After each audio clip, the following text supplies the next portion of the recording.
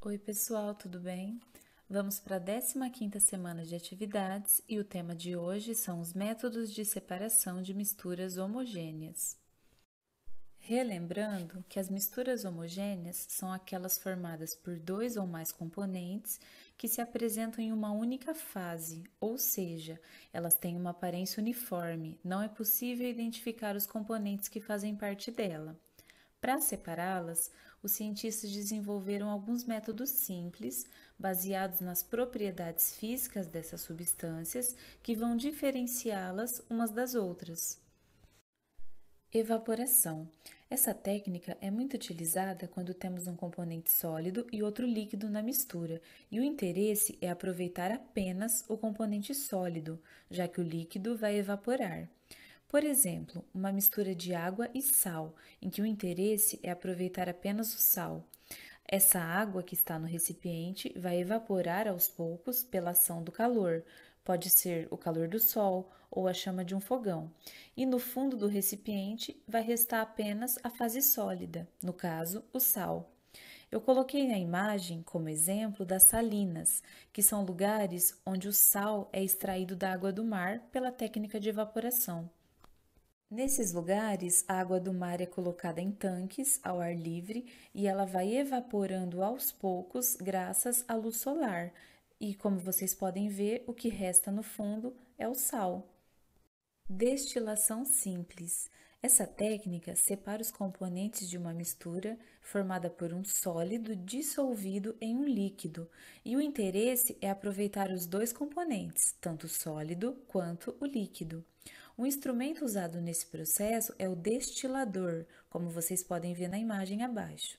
Alguns exemplos de processo de destilação simples são a água com sal, que é o cloreto de sódio, a água do mar, o enxofre e o disulfeto de carbono, a água e o nitrato de sódio. Como ocorre a destilação simples? Essa imagem ilustra como ocorre esse processo. À esquerda, vocês podem ver um recipiente com uma solução que foi aquecida. Vamos supor que essa solução é de água e sal. Lembrando que o objetivo da destilação simples é aproveitar tanto o componente sólido quanto o líquido da mistura. Ou seja, tanto a água quanto o sal devem ser aproveitados e separados. Essa mistura que foi aquecida vai fazer com que aos poucos o líquido, que no caso é a água, evapore, restando nesse recipiente apenas o sal. Todo esse vapor de água vai passar para uma próxima etapa, que é o condensador. No condensador, vocês podem ver que existem duas aberturas, uma para a saída de água quente e outra para a entrada de água fria.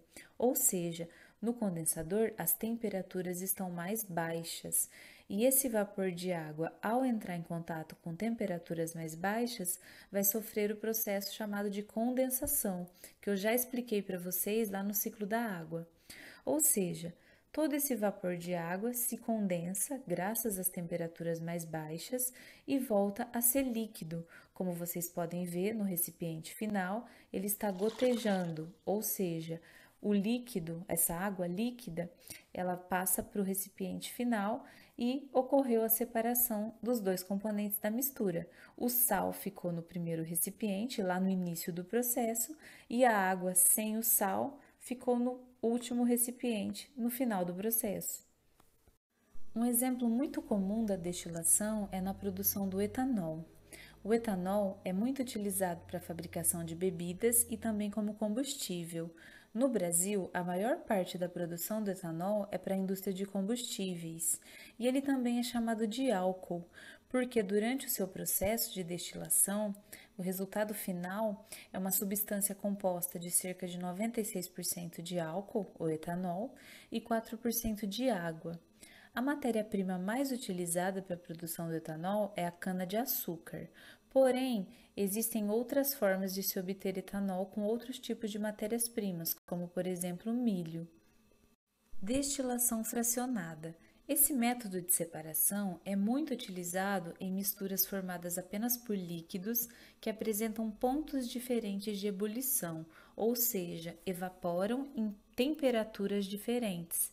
É um processo muito utilizado para separar os componentes do petróleo, por exemplo, que é uma mistura composta por gasolina, querosene, óleos lubrificantes, óleo diesel, entre outros componentes. Como vocês podem ver na imagem abaixo, é uma refinaria de petróleo, onde é feito esse processo de destilação fracionada, e do lado direito, algumas substâncias extraídas da destilação fracionada do petróleo. Essa imagem representa como ocorre a destilação fracionada do petróleo. Como vocês podem ver do lado esquerdo, o petróleo cru, é chamado dessa forma porque ele ainda não foi refinado, é aquecido em uma fornalha.